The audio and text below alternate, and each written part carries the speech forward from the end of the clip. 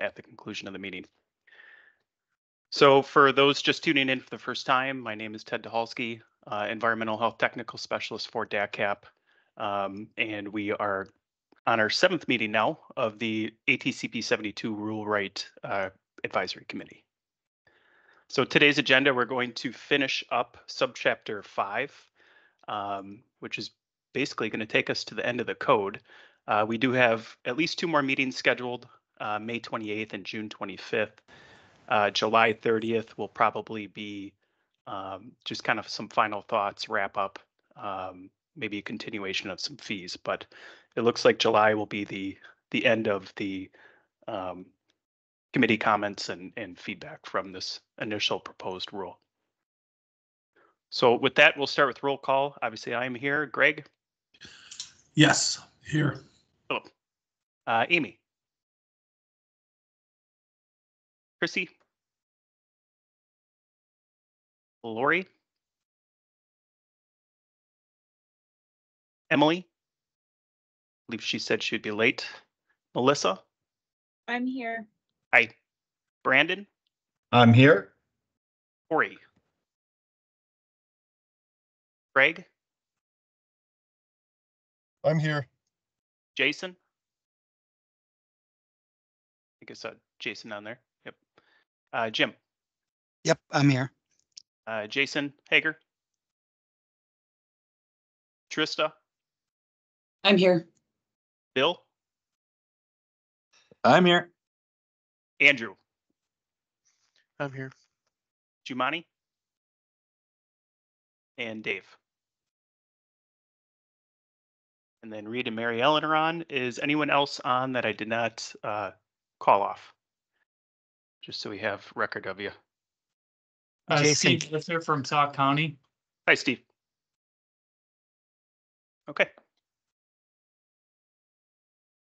I did not receive any public appearances, nor does it look like anyone from the public has jumped on, so we'll skip that.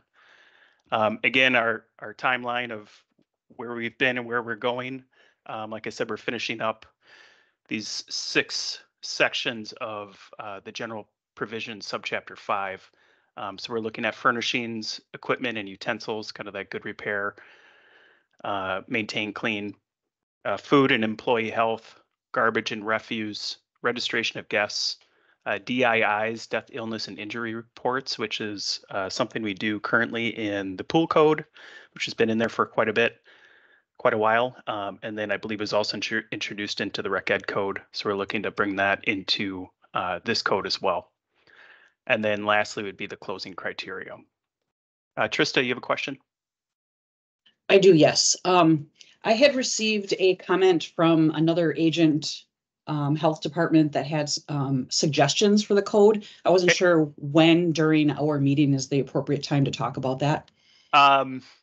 Which is it on sections that are coming up, or is it previous? I'm not real sure where it fits. I guess what's the comment?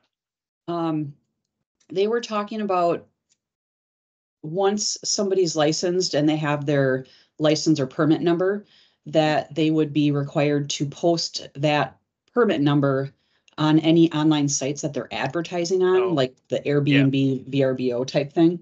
Yep. Jim and I did explore that. So I had also heard that from an agent too. I believe Hawaii does this. They require that, just like you had said, on their online posting, they have their license ID on there, just so people that are kind of perusing the web can easily distinguish between a licensed facility and a non-licensed facility.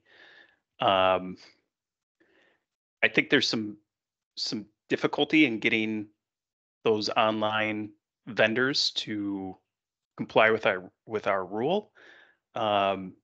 I think that was kind of the discussion that Jim and I had. We do still have the requirement to post conspicuously in public view or whatever the language actually says. I think in 7207 is where that is. But Jim, did you want to? I don't know if you recall having that conversation. If you had anything else with that. Yeah, I don't have anything to add than what than what you've said. And I don't know legally if we can require a operator of a website platform to do that. So, I mean, certainly something we can ask if that is something that's within our purview. But you know, our authority is over the licensee, not where the licensee posts their advertisement. Yeah, So, they're very much middlemen yes, in the operation. yep. So,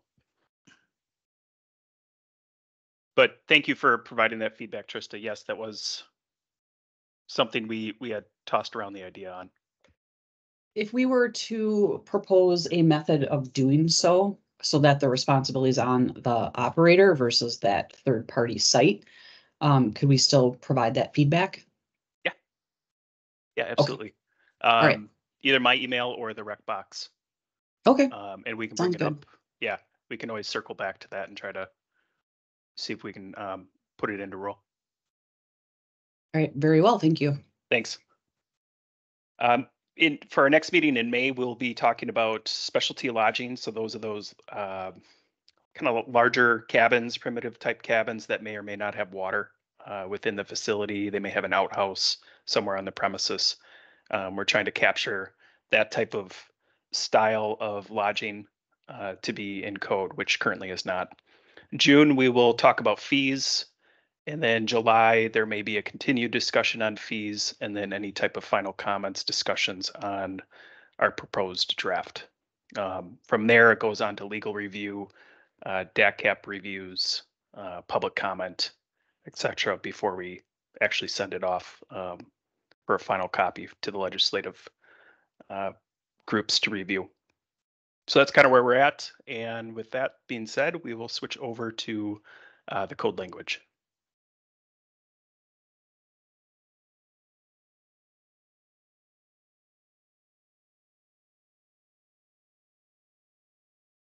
Let me get my windows set up here. Okay, you should be able to see the Word document now. So we're starting off with section 19, building and premises maintenance. Number 1 here is maintained clean and in good repair. So we broke this up into different parts of the hotel or a tourist rooming house that you would find something in unclean condition or in bad repair. So it's kind of redundant sections here, but I think when we're writing up an inspection report, it's going to be kind of easier to break down where in the building did we actually find the violation. So to carry on with that, we have sleeping rooms. The floors, walls, ceilings, and equipment in a sleeping room shall meet all the following. 1, maintaining good repair, clean condition. 2, maintaining good repair. B, common areas. The floors, walls, ceilings, and equipment in areas other than sleeping rooms shall meet all the following. Again, maintained in clean condition, maintained in good repair. C, exterior premises. The roof, exterior walls, doors, and windows shall be maintained in good repair. 2, parking areas and roadways shall be properly graded, drained, and maintained to minimize dust and dirt. Ted, question for you. Sure. It just raised an eyebrow a little bit about maintaining to minimize dust and dirt. Mhm. I like parking areas and roadways shall be properly graded, drained, and maintained, period. Yep. Just because we don't have a standard for dust control. It's But I agree with just you. my It's a thoughts. copy and paste from campground code. Okay. I think that's where that came from. I know Jim and I went round and round on the campground code back then too. Apparently we left it like that, but I don't ever remember a single question or complaint or email about poorly maintained roadways for lodging. So Sure. I was of the mind it could probably, I like the first part of the language, but not the end. Yep. Fair enough. I was looking at that this morning, so I'm fine with that. We'll move on to 2, pest control. Every lodging facility shall be maintained to prevent the entrance, harborage of or breeding of flies, cockroaches, bed bugs, rats, mice, and all other insects, vermin, or wildlife. A, effective measures. 1. Effective measures to minimize the presence of pests shall be utilized. The department or its agent may order the operator to hire a licensed pest control operator to exterminate the pests under the following conditions. A, the infestation is so extensive that it is unlikely that a non-professional can eradicate the pests effectively. B, upon a reinspection from the department or its agent pursuant to 72091B, the establishment continues to be in non-compliance with a prior order to rid the establishment of pests. So this is borrowed language more or less from Minnesota. This is what they currently have in their lodging rule, where the state or the health department can require that operator to hire a professional to rid whatever the infestation may be. So we're looking to take that into our code as well. Are there any concerns with that idea of the department or health department ordering a operator to get a licensed pest control operator? Is that concerning to anyone? Bill Elliott here. I just guess Sure. I have some questions around it. Mhm. I'm not sure how the licensing for pest control operators works and what's involved with that. And I guess that may be a familiarity issue for me, but is it something that that is common in Wisconsin? Is it going to be hard for some of our rural properties to be able to find those types of companies? And then I guess also, I'm not sure, and maybe this is more of a question for our lodging operators that are on the phone right now. But how common is it that we're treating these things ourselves so we can nip them in the bud? And when does that become an issue when we have to hire one of these licensed providers? Yeah. So your first question, I would have to do like a rural search, but there are companies, just thinking off the top of my head, like Batzner, Will Kill, Ecolab. I'm trying to think of some of the other bigger names, but those name brand, bug exterminators, that type of business would be a licensed pest control operator. I believe there is an actual license that's issued by either DSPS or DACAP for that profession. Ted, that's right. Is there? Okay. The office where Jim has his cubicle, there's like weekly exams given there. It is a DACAP thing. It's pesticide applicator licensing. So that's, I think, I don't hear. Nearly 52 weeks a year that people are in there taking that exam. Mm-hmm. And then the second question, Greg, go ahead. You were just going to chime in. I just wanted to get clarification on the, some of it in terms of a licensed pest control operator would be contingent on how large the facility is. So would this apply? This would apply to all lodging facilities, correct? Correct. And that starts at above 8 units? It would be a tourist rooming house, like a Okay. house on the lake, all the way up to large resorts.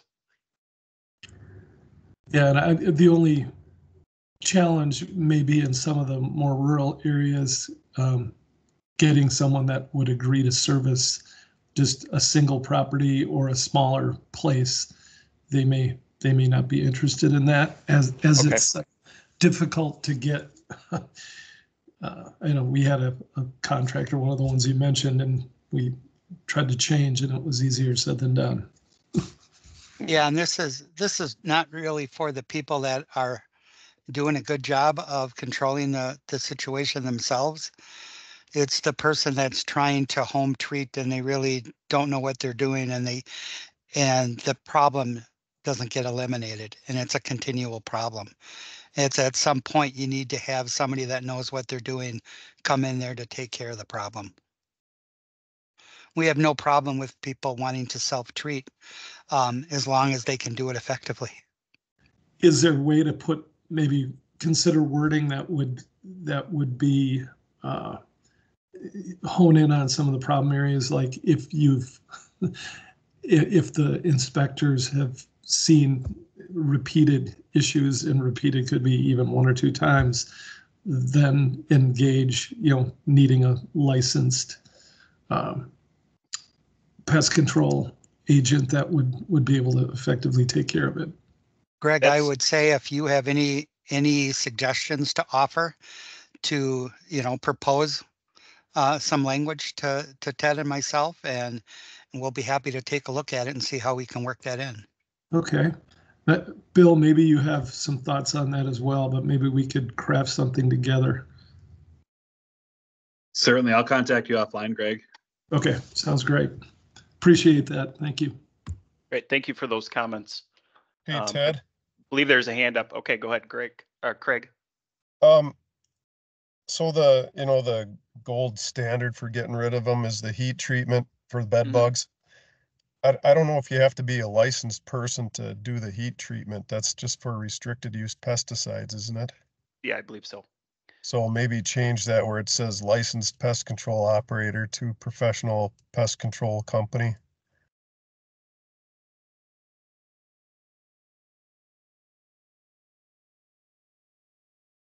I have a side note for Craig. I learned recently with dealing with bedbug infestations with apartment buildings that heat treatment is no longer the gold standard. It's a combination of both heat treatment and chemical because they become resistant to it and they just relocate. At least that's my experience in the Green Bay area.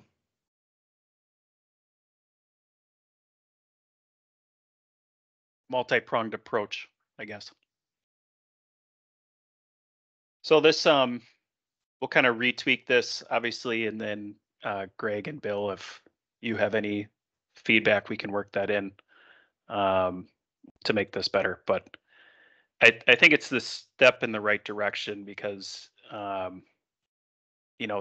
are instances where inspectors are going back for this clearance inspection following bed bugs, for instance, and it's just that the facility just does not have a handle on it, and they're trying sprays from Home Depot or Walmart to try to knock them down, and it's just not doing anything for the infestation.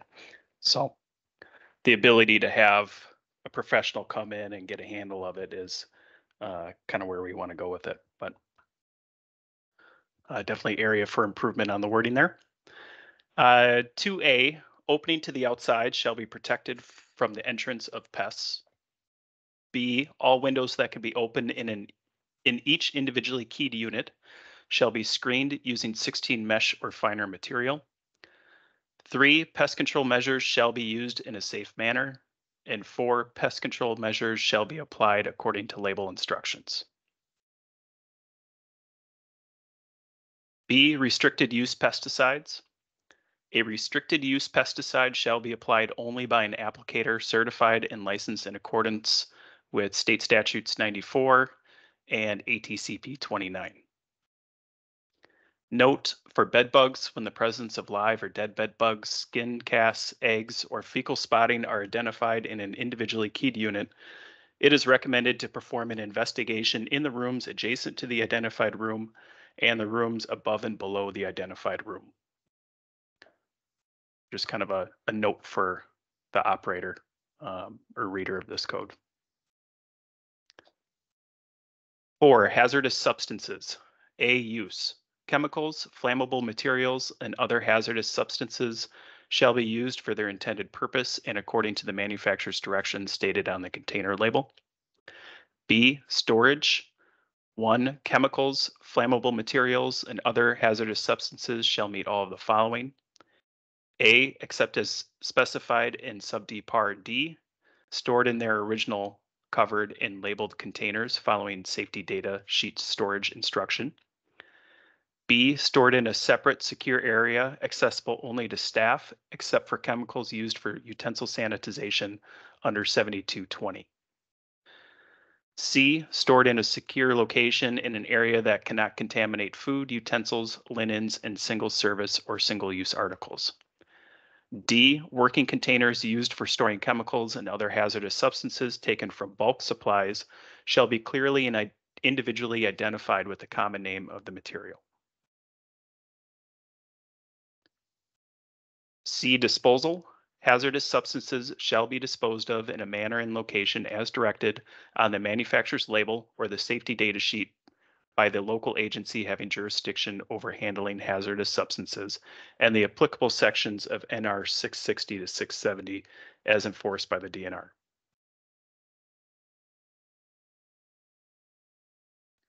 Section 20, furnishings, equipment, and utensils. Number 1, design. All equipment and furnishings shall be designed, constructed, and made of a material that can be easily cleanable. 2, installation. All furnishings and equipment shall be installed in a way that facilitates the cleaning of the furnishings and equipment in all adjacent areas. 3, maintenance.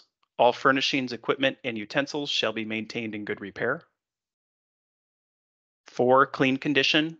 A, general. All furnishings and equipment shall be kept clean. B, jetted fill and drain bathtubs. If a lodging facility is equipped with a jetted fill and drain bathtub, then the operator shall demonstrate knowledge regarding the cleaning and sanitization procedures. 5, food contact surfaces. Food contact utensil surfaces shall be A, free of cracks and chips, B, smooth and easily cleanable, C, non-toxic, D, corrosion resistant, E, durable, and F, non-absorbent.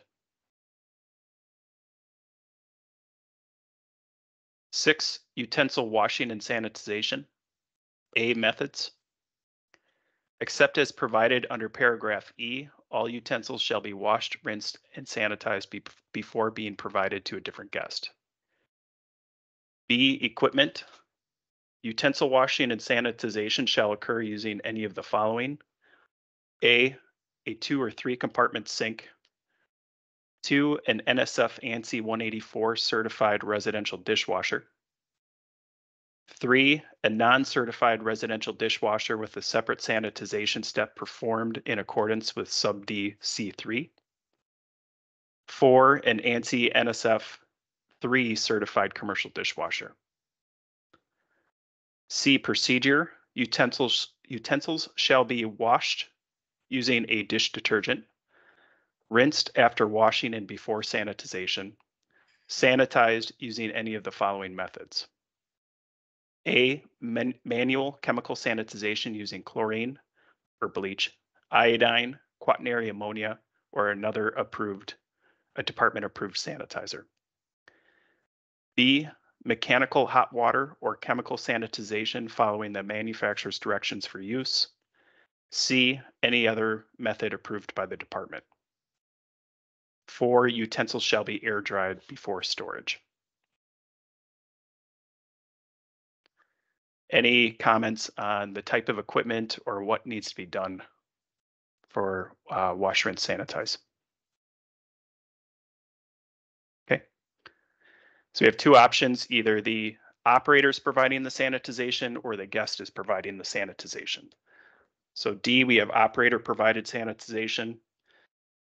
1, except as provided in paragraph E and F, an individually keyed unit shall be provided with clean and sanitized multi-use food and beverage utensils, including kitchenware, tableware, drinking containers, ice trays, ice buckets, or automatic ice-making storage bins.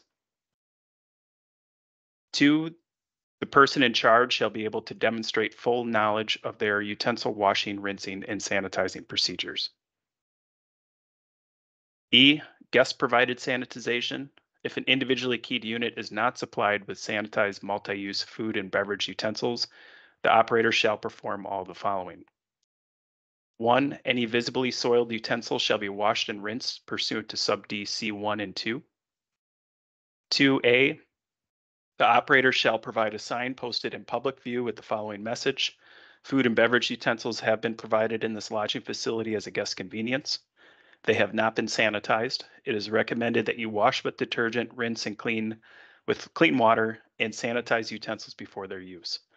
To sanitize after rinsing, add 1 teaspoon of unscented bleach per gallon of clean water and immerse utensils for a minimum of 30 seconds, then air dry. B, sanitizers including iodine and quaternary ammonia may also be used. The manufacturer specifications on proper utensil sanitization shall be provided within the written communication.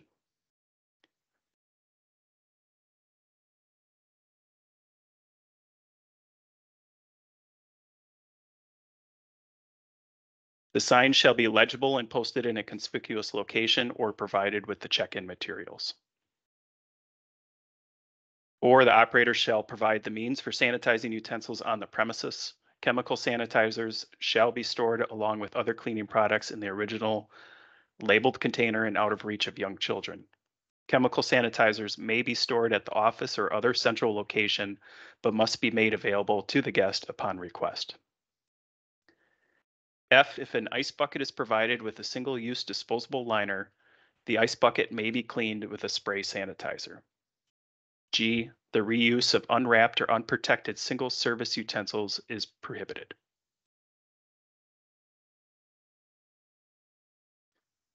Seven, storage. All clean food and beverage utensils shall be stored and handled in a manner that protects them from contamination. Any comments or questions on food utensils, wash, rinse, sanitize process? Okay. I have a We'll question for you, Oh, Ted. sure. If they're using should the code address whether or not the mechanical dishwasher is approved for commercial use or not? Is that something that needs to be specified in the code, or is that something that we would be enforcing under the new code? So the 184 is your home dishwasher with a sanitized cycle on it. And then your 3 is your commercial dishwasher. So, and I think that's chemical one, if I'm not mistaken. So it doesn't have to be a commercial dishwasher. It can be a residential one that's certified to confirm that it actually does a 5-log reduction. Okay. Okay. Thanks, Ted. Yep. So when you say certified, Yes. are you talking it has that NSF thing there? Yeah, it's usually on either the inside of the door. Because or I the always frame. thought, the steam, I mean, if it goes through a steam cycle, that's hot. Right, I kind of that's- always wondered that. That's the sanitize step. Right, but I mean my dishwasher at home does it and it doesn't say NSF on it. Then it But probably hasn't gone through the testing to verify a 5-log reduction of oh, the okay, it pathogen. has to do some kind of testing thing. Okay. Yep. So these Okay. will take a lot longer. I think it's about a 220-minute cycle to run a sanitized cycle in your home dishwasher, whereas a commercial, you're maybe a minute, depending if it's on a conveyor or if it's Sure, just yeah, depending I on the get type that. of unit. Yeah, so they'll both get the end result of that 5-log reduction to confirm sanitizing. But some of the other ones, yes, you got to wait for the dishes to cool before you pull them out. Are they sanitizing? They very well may be, but it's not confirmed. Okay. All right, Whereas that's what I was getting at. Thank you. Yep, this we can hang our hat on. So Ted, yes, Oop. Craig. what would you think about in the canned language there in quotes about just ending it where it says it's recommended that you wash and rinse and sanitize instead of putting in the part about the bleach? Because 50% of my places have the sanitizing residential dishwashers. And then just kind of customize it based on whatever method you're using. Or maybe add another letter there that says the operator must provide instructions on the sanitizing method offered or something like that. Okay, we could probably redo B to make that more clear. That's kind of what B is saying. If you're using something other than bleach, such as iodine or quaternary ammonia, you have to communicate that to the guest on how to use it. The same could be said for, I these guess I'm just dishwashers up here. bringing it up because I got a lot of places with the sanitizing dishwasher, but because Mhm. we have that canned language, they end up putting the instructions for the bleach, even though they have the sanitizing dishwasher. We Makes could sense. maybe, That's what we're I think we offering. could, I think we could come up with two statements. One that's using chemical and one that's just using hot water. Or, a non-chemical sanitization. We could maybe just have like a 1 and a 2 of the different types of signage you can provide. Because I have a feeling that if we don't include that last sentence, that's just very easy to understand that I need to add a teaspoon Sure. of bleach. But again, I agree with you that if they're using a hot water sanitization method, that's pointless to have that last sentence in there. So maybe we can just provide two examples of wording Okay. that can be used.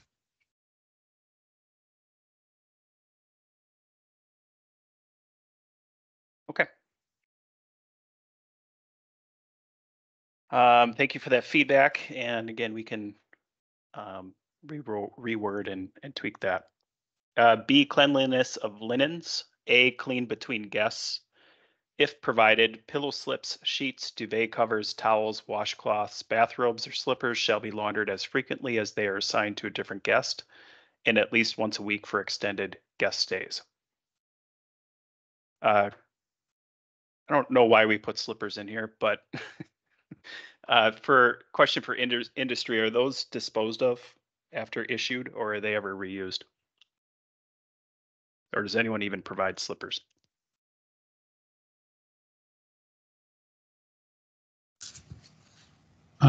We've provided slippers at one of the properties, and they are typically washable. Okay. Some are know. disposable, but you can, in most of them, if you're going to give them, you can wash them up. Okay, sounds good. B, general. Blankets, bedspreads, comforters, mattresses, mattress coverings, pillows, and decorative pillows shall be maintained clean and free of stains. And another question for industry, would it be unrealistic to expect blankets, bedspreads, and comforters, basically all of your warmth layers, to be washed between each guest stay? Would that be too time consuming and just way too much of a burden to expect that to be washed? Simple answer would be yes. Okay. I mean, I think that's the whole reason for like top covers, duvets that can be taken off, those can be washed, which is higher likelihood to have direct contact with guests. And then, if not, they're washed on a regular basis anyway, but every time would be, I think, would be a challenge. Mm-hmm. And we did remove the 12-inch fold back that we currently have in code. I honestly don't know. It's a hard sell when doing an inspection on the purpose of it. The idea that you can get into bed without having to touch something unlaundered. My whole point is you're touching the office chair and the couch that's in there. They're maintained clean, but they're not, steam cleaned or laundered between each guest stay. I think that's trying to solve a problem that isn't necessarily there. So that was removed, but if there's any feedback or want to have that back in, let me know. But I just didn't see the necessity for it. C, restrictions. All bed coverings shall be capable of being washed. Is it better to say all bed coverings shall be washable? Anyone like one or over the other? Less words is always good. Okay.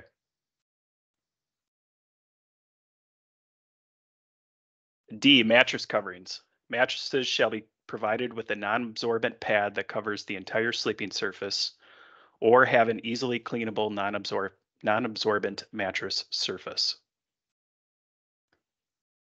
E, separation of clean and soiled linen. Laundry carts, bins, or baskets shall be designated for either soiled or clean linen and shall only be used for that purpose. F, storage of clean linen. Clean linen shall be stored in a clean, dry location where they are not exposed to contamination. Can we go back to B for general? Yes. The Yep. comment about free of stains. Mhm.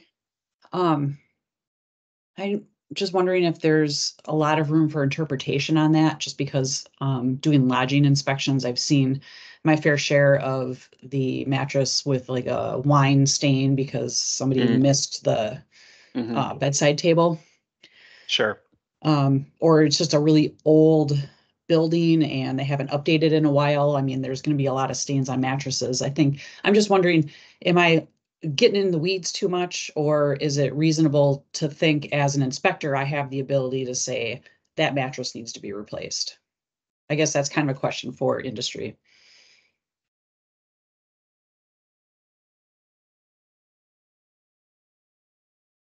This is Brandon. I'll jump in on that. I mean, from a resort standpoint, we often, if you're a branded property, you have your corporate standards on when to change things out anyway. Most independent properties throughout the state, that's more of an internal piece.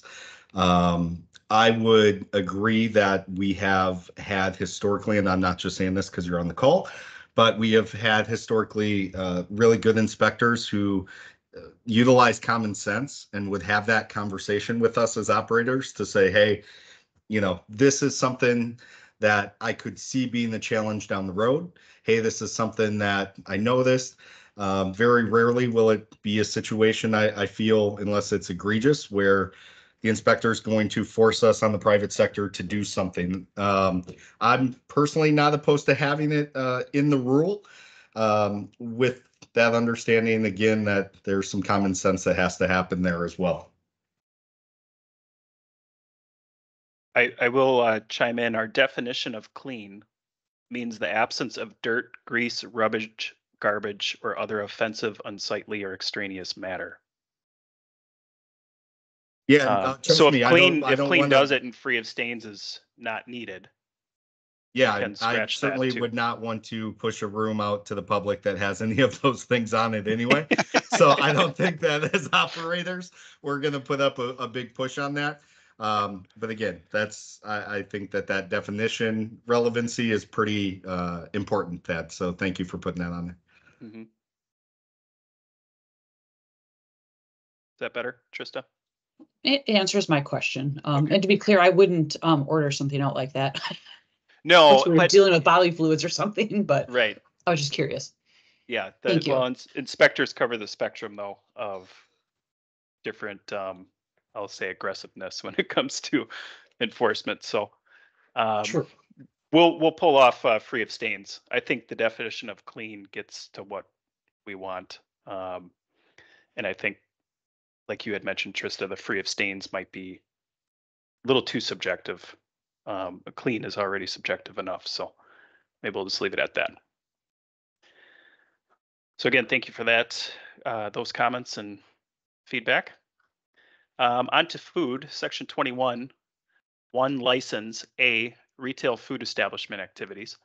Except as provided under paragraph B, any operator who conducts food preparation activities or conducts retail food sales of time and temperature controlled for safety TCS foods shall meet the requirements under ATCP 75 and obtain a retail food establishment license.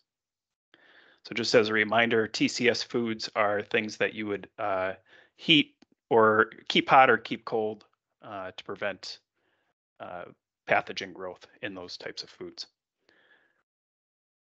B, allowable food items offered to guests. The operator may provide any of the following without obtaining a retail establishment license.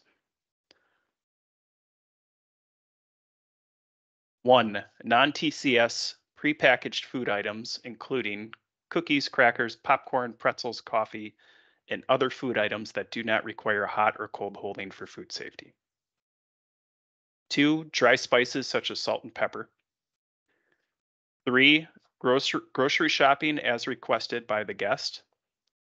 A, all TCS food items shall be delivered and placed under refrigeration in the guest room within 2 hours after purchase.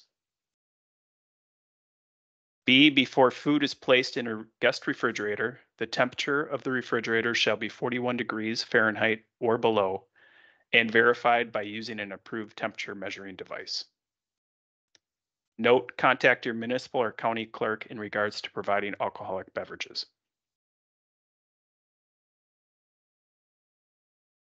Two, ice. A, source.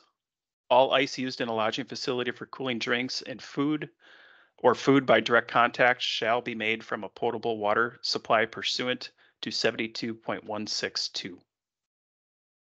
B, self-service commercial ice makers. All self-service commercial ice makers shall be of the mechanical dispensing type unless ice is dispensed by an employee.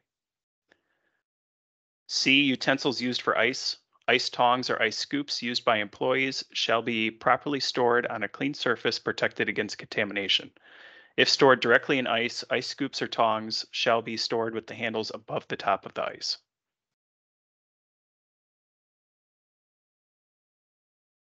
Any comments on food? Things you can provide, the grocery shopping or ice? This is Brandon again. I'm sorry to jump in. No, it's fine. Let's go B2A. So about refrigeration in the guest room.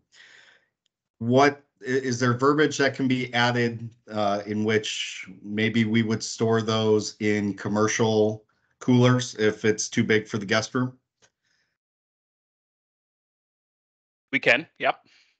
That would just, because there are some times where it's either a large group or the item itself may be too big for a refrigerator. And again, I think if it's properly stored, I think we would like to see from an operator standpoint, the ability to host that in our own coolers as needed. Sure. Thank you.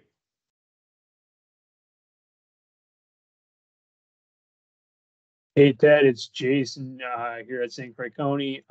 Just on your note there, you've got contact your municipal or county clerk in regards to providing alcoholic beverages. I think it should just be municipal clerk. I don't know of any reason why you would want to contact a county clerk. So, thank you. And municipal will cover the towns and any villages or cities. So we're good. But those are who's issuing the liquor licenses, correct? You are correct. Yep. Okay. We do occasionally get, people want to leave a sixer of spotted cow or something like that. So we do get questions about this quite a bit. Of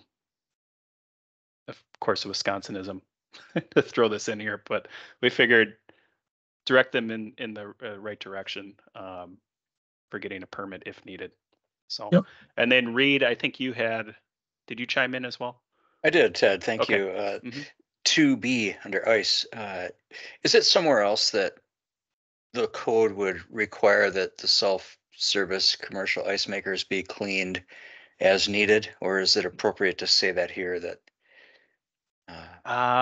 these ice makers must be maintained in a clean condition or something along that line? It's under equipment. Okay. Up here. That would fall under there, Jim. Yep. Okay, thank you. Furnishings and equipment. But we don't say utensils. Well, no, that's not utensils. It's equipment. Yep, fair enough. Yep. Thank you. Okay. Section 22, employee health. Number 1, person in charge duties. The person in charge shall inform employees of their duty to report symptoms of vomiting, diarrhea, or a diagnosis of a communicable disease to the person in charge. 2, employees. Employees shall report to the person in charge if they have symptoms of vomiting or diarrhea or have been diagnosed with a communicable disease. 3, exclusions or restriction. The person in charge shall exclude or restrict an employee from working in a lodging facility that has symptoms of vomiting or diarrhea or has been exposed or diagnosed with a communicable disease. Note, for guidance on exclusion or restriction of employees with communicable disease, please contact the local health department. 4, cleanup of vomiting and diarrheal events. The operator shall have procedures for responding to vomiting or diarrheal events. The procedures shall include cleanup methods and actions employees must take to minimize the spread of contamination and the exposure of employees, consumers, food, and surfaces to vomitous or fecal matter. And we do have, this can always be carried over to the lodging pages, but we do have some food fact sheets is where it's currently housed for the restaurant area for vomit and diarrhea cleanup, and then also suggested items in a cleanup kit. So here's some PPEs, towels, garbage, bleach, signage, and then here's CDC or EPA recommended procedures for cleaning up vomit or diarrhea on whether it's food or soft surfaces or hard surfaces. Again, the concern with this would be norovirus is what we're getting after with the vomiting and diarrhea. Ted, we had just released the choosing bleach food code fact sheet as well. That's relevant for the lodging industry folks if you go back one. This one right here? Yeah. Yep.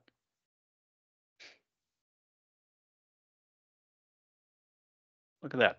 How to choose bleach. Okay. Thanks, Ted. Thank you. Current employee health, what we have in current code is just if an employee is diagnosed with a communicable disease, they have to refrain from working in the lodging facility. So we wanted to bring in restrict rather than exclude. It would kind of depend on the communicable disease they have, and then also if they've got obviously active cases of vomiting and diarrhea, you'd want them sent home. You don't need that getting spread, but so any comments or questions on employee health? Okay. Section 23, we have garbage and refuse. 1, general, the operator shall provide a sufficient number of containers to hold garbage and refuse until disposal. 2, container, A, design. Garbage and refuse shall be kept in a durable, easily cleanable, pest-resistant, leak-proof, and non-absorbent container. B, covered and emptied. 1, a container shall be provided with a tight-fitting lid, door, or cover that is kept covered or closed when not in use. 2, a container for holding garbage and refuse shall be emptied at a frequency that minimizes development of objectionable odors or other conditions that attract or harbor pests. We need to take the S off container. Yeah, getting there. Okay. Section 24, registration of guests. 1, register.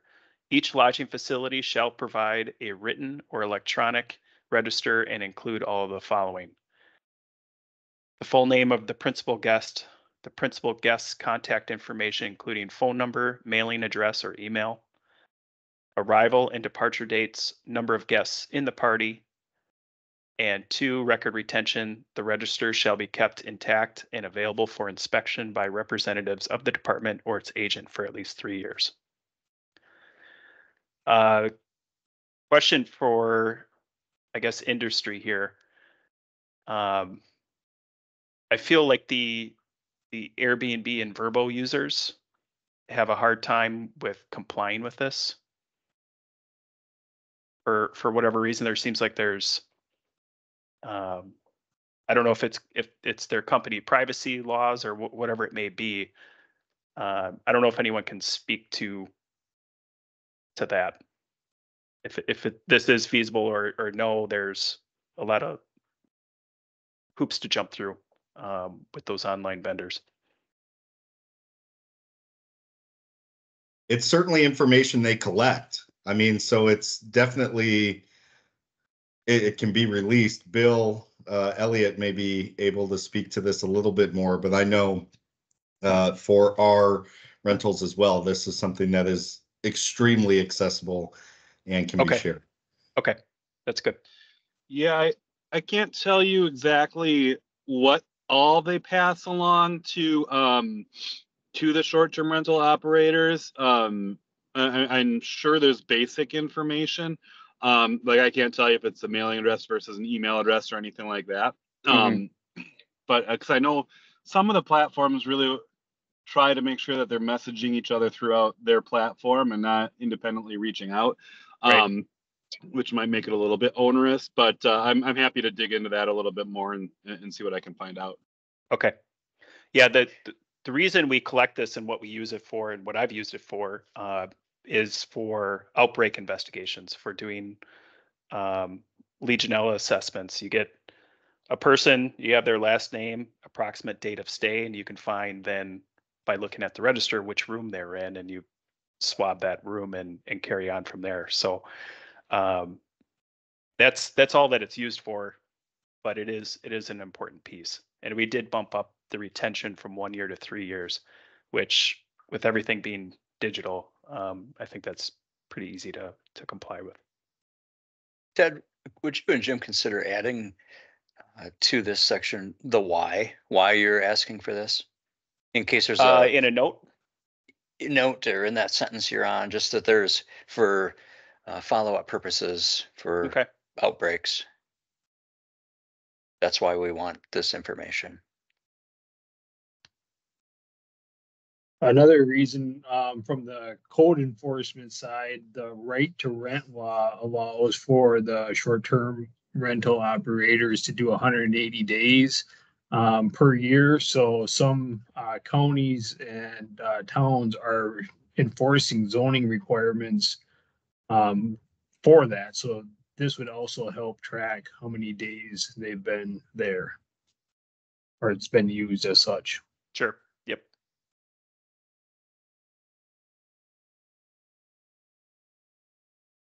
All right, section 25, death, injury, or illness reports. The licensee or their designee shall report an incident that results in death, injury, or illness where an emergency medical service response is required that involves the building environment, premises, or operation. The report shall be filed with the department or its agent by the end of the next business day following the incident by phone or email. Note report deaths, injuries, or illnesses to the Bureau of Food and Recreational Businesses by calling the phone number or emailing the rec box. Or if licensed by an agent, by contacting your agent health department.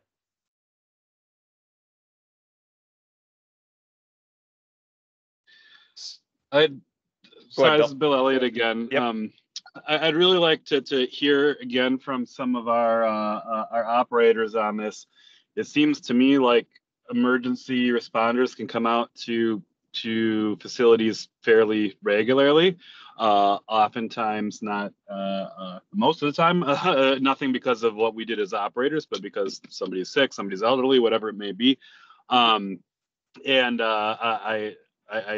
like to get some feedback on how onerous that is, what the attitude is of having us disclose these calls publicly, etc. Because I mean, somebody can be sick at Walmart and have an ambulance there, and they don't have to report it, as far as I'm aware of. So I'm just not sure why it should be. And Bill, we don't want that reported either. All we want is what involves the building environment, the premise, or the operation. So if somebody falls down, the stairs, if somebody does something that's in connection with the operation or the building environment or the premise, we don't want to know about people that are sick, or we don't want that information either. We want to use this as a way to gather data in the future on how we can make the code better. So to that point, this is Brandon. This is really, really broad. So, and I don't mean, and I'm not trying to, stir the pot here. I'm just asking questions. So on a summer day, we could have any of a lodging property, I mean, use Kalahari, which has tens of thousands of people per day. Or you can go to the smallest bed and breakfast type property. If a guest simply trips, rolls an ankle, something like that, that would be something we would obviously report on an injury report to our insurance company. Are we talking that minimal here? Or is it, because when we say that results in injury, that's a really broad statement. And this is probably the first thing we've gone through in this entire process that I feel we've left way too broad from an operation standpoint. Okay. And we're happy to modify it. We really want to narrow this down. And this is the same concern that we get in the other codes. And it's like, no, we're really just focusing on these specific areas. We don't want to know about a person that has an alcohol-related incident. We're looking for if there is an issue with the property or the premise or the operation that needs to be addressed. That's what we're really trying to gather data on. And in the future, what it could mean is, well, we don't really need to have this requirement because we have no data that indicates that this is an issue. Or on the other hand, we may say we probably need to address this in the future because this is what we're seeing a lot of. But I have no problem getting some language from you guys to try to narrow this down.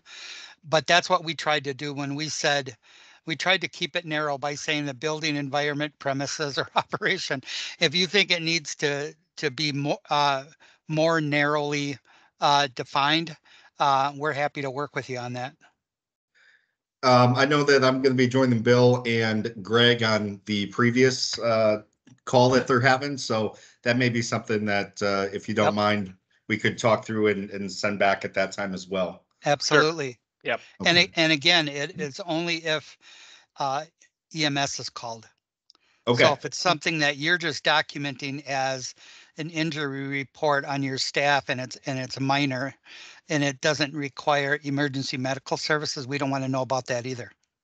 Okay. And we've had, I think, with and we can come up with some language between, some language suggestions, but I think especially with cell phones, we used to be able to monitor any 911 calls, which typically involved emergency medical response. But now, I mean, we've had instances where we found out the next day someone had an issue and someone maybe passed in the middle of the night that we were not aware of until the next day, and didn't necessarily, involving operation, premise, or environment. It's just someone, passed of natural causes because they were older or whatever, and we didn't know about it until a week later, right. A couple days later.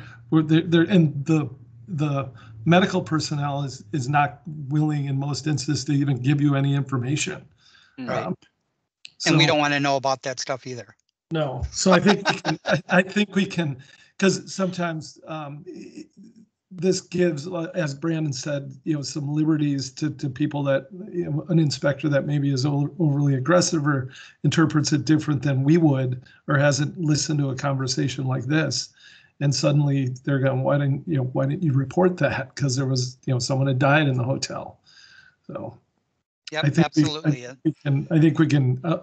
think we all understand what you're looking for, and I think we can come up with some suggestions. Wordsmith that. Yeah. Yeah. Thank you. For sure. Great. Yes, thanks. All right. Section 26, closing criteria. So this was a request by a fair amount of inspection staff to have this piece in here. We have it in other codes as well. So just kind of that consistency. So number 1, reasons for closure.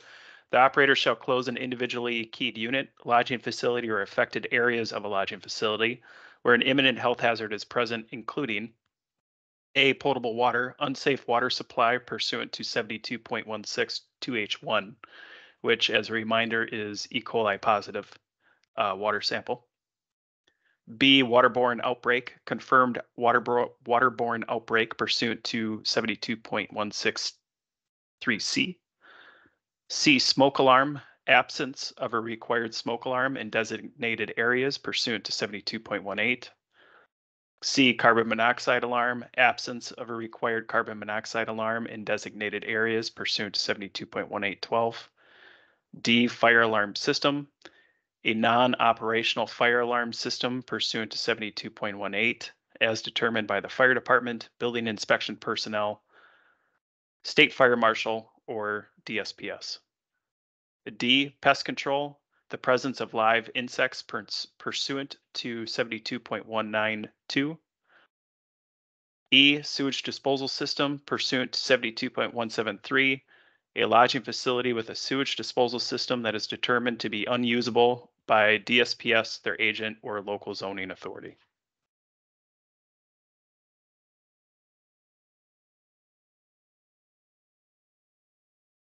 Two, actions by the department or its agent. The department or its agent shall issue a temporary order pursuant to 72.093. I feel like we need more to that.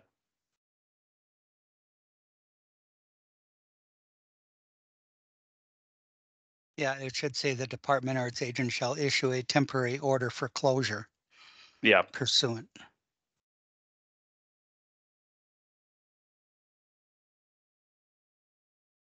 Okay, that's all I have for rounding out this subchapter. Any other comments from before or something you want to go back on?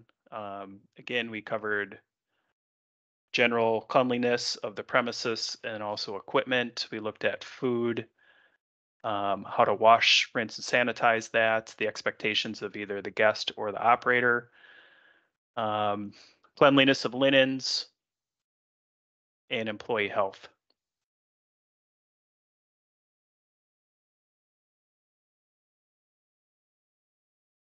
Hearing no other. Thanks for those that are willing to provide suggested language. Yeah, yeah. Thank you for doing some side work here to help make this a little bit clearer or better. So, if no one has anything, oh, we got a hand raised. I can't see who it is. Troy. Oh, Troy, this go is ahead. Troy. I had a question. If you scroll down to the fire alarm, Yes. what if it's in alarm mode or it's in system fault mode? How does an operator, how does our staff know if it's functional or not? So the request of inspection staff when they're going out and looking at these, all fire alarm systems are going to be a little bit different, but they will all be the same in the sense that they have the operational or AC normal mode. They will have alarm mode, which is usually a red LED or light. They will have trouble and supervisory, which are generally like an amber or yellow colored.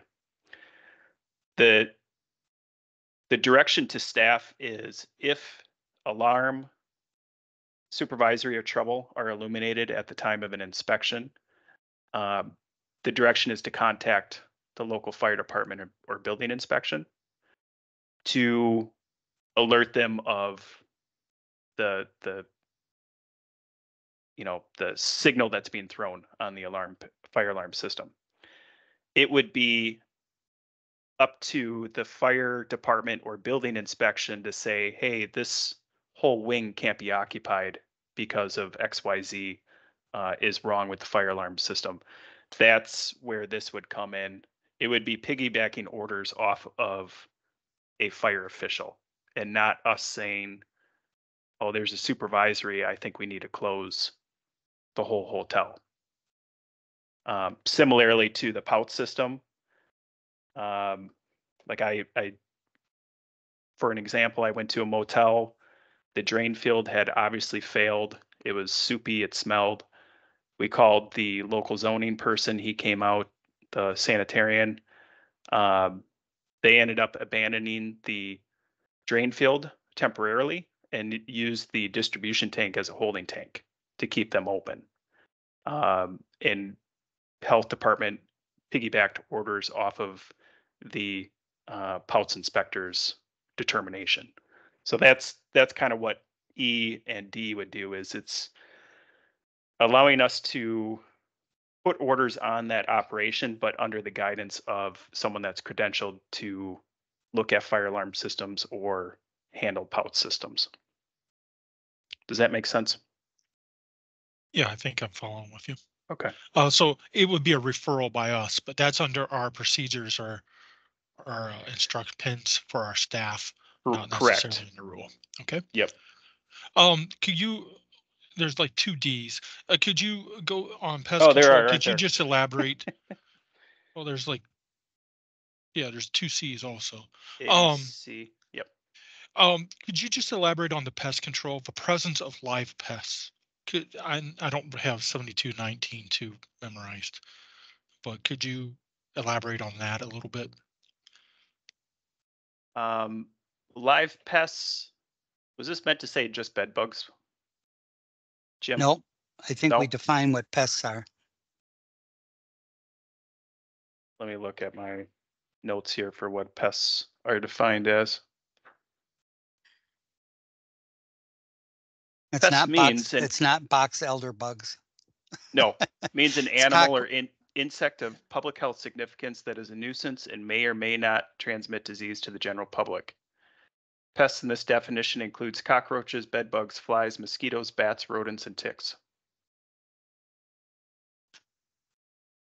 But 72.192 is what we covered earlier. And So- right here.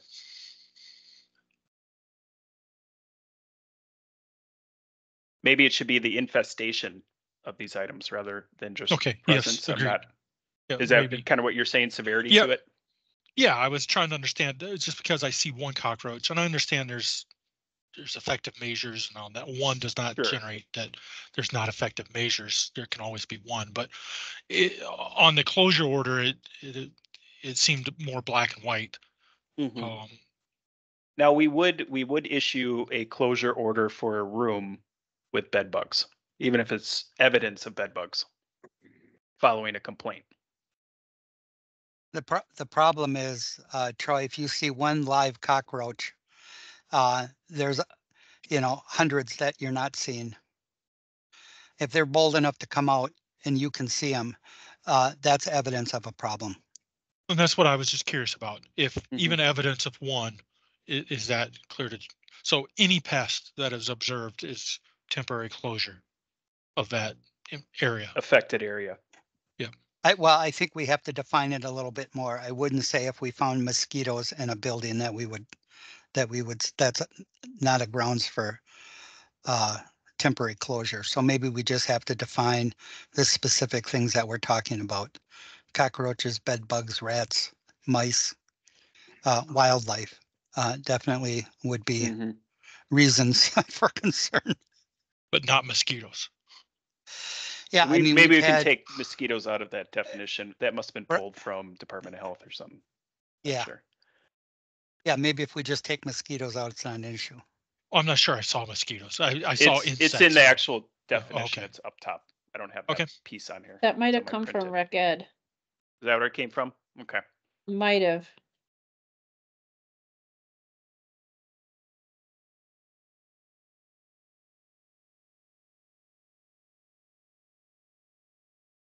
Is there any aspect on so C, the double C, smoke alarms and carbon monoxide? Yeah. It says absence of these, Mhm. but does it say anything about? Oh, I assume 7218 that addresses functionality. So they Correct. could have it, but it may not have any batteries in it. It may not be functioning, may not be Right. wired. Right. So it is failure of operation of a required carbon monoxide alarm. It would be the absence of one, not having one present. What if it's If they- present but not Closure. working? If they have one and it's not working correctly, they have 5 days to correct it. Okay. Whether that be Just trying to expired or rationalize missing that power. because in this case, we just say in the absence of one, a non-functional, basically, it doesn't exist. So you're not monitoring for it. And then in the other situation, we give 5 days to get it just because it's there, but it's non-functional. Well, that's Either way, because the safety of the environment is compromised. because that's what statute allows. Yeah. Okay. Statute gives them 5 days. Got it. So do you give them 5 days here, or is it's Yes. straight? Oh. Yep. We Well, follow this looks like closing criteria though. right, but that's if they have a smoke alarm and it's not working, or it's missing batteries. They have 5 days to fix it or replace it. Okay. I'm If just they trying to if understand the they logic, because they're in either situation, you do not have carbon monoxide monitoring. you do, one is more of a maintenance issue. The other Hmm. one is a complete absence of the life-saving Design equipment. issue. Got Right. it. Okay. Thanks. So some of these may be expired too. Um, and we did, I know Jim and I had this discussion. The expiration that the company probably like Kidda or Honeywell or whatever isn't going to stand by the product post that 10 years of installation on it. It may still chirp, it may actually detect smoke, but it's no longer, covered by that company. That's where we said, okay, you have 5 days to fix this per the statute, rather than a closure because we can't confirm that it's not working. But there's, but the device is expired. It needs to be replaced according to manufacturer's instructions and directions. So that's where we've settled on absence. Any other comments on the reasons for closure? Yeah. One more. So where does Sure. the Legionella falls under waterborne outbreak? Correct. Okay, because potable water is only E. coli. That's the only reason for closure. Yes, we put in instances on when you would restrict using water, such as high nitrates in the water. You would restrict from using that for cooking and drinking purposes, but you could still bathe and wash dishes with it. Okay. They would be required to provide some other type of potable water source if something came back as high nitrate. But if it has E. coli in it, shouldn't be using it at all. Thank you much. Mm-hmm. Linda, I think you had your hand raised at some point. Did you still have a question?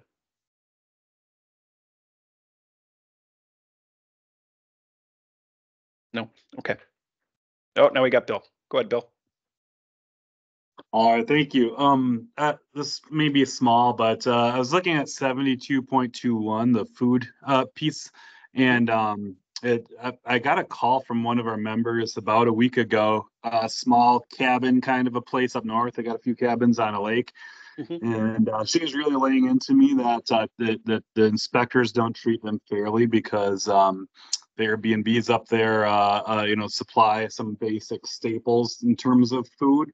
Her example was, which is funny, you have right in here, salt and pepper, where she's been told she has to provide individually wrapped salt and pepper packets. Well, the short-term rentals are leaving salt shakers and all the other kind of ingredients in their units. So I'm wondering, is this the way this is worded? The way I read it anyway is. All lodging facilities will be treated the same way no matter what under what they can and can't provide, right. In terms of food. Is that correct? Yes. I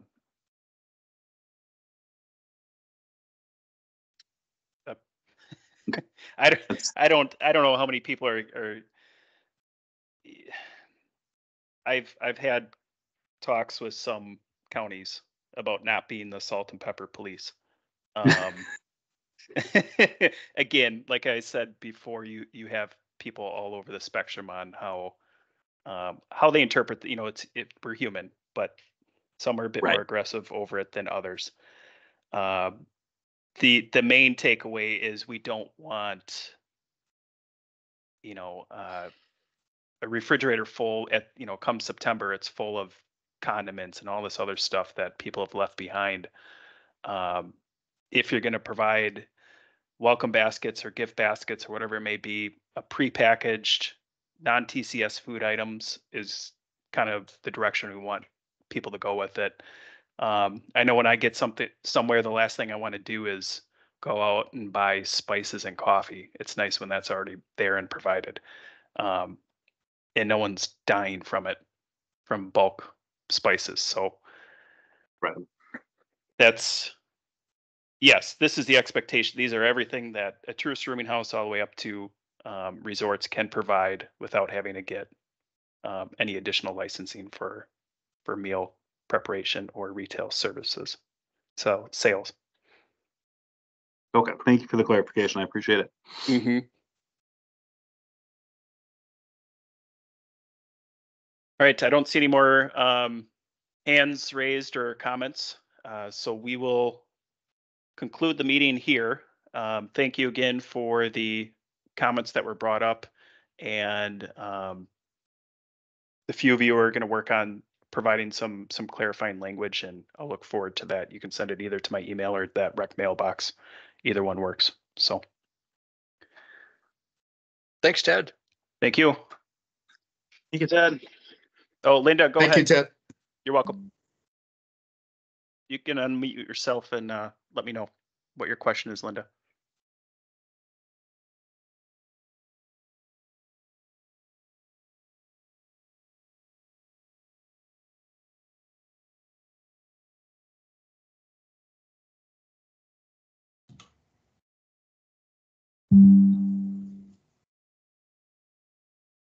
Linda, feel free to email me if you are unable to, if you don't have a microphone or anything. Let me know what your question was. Thanks, Ted. Yep, you're welcome.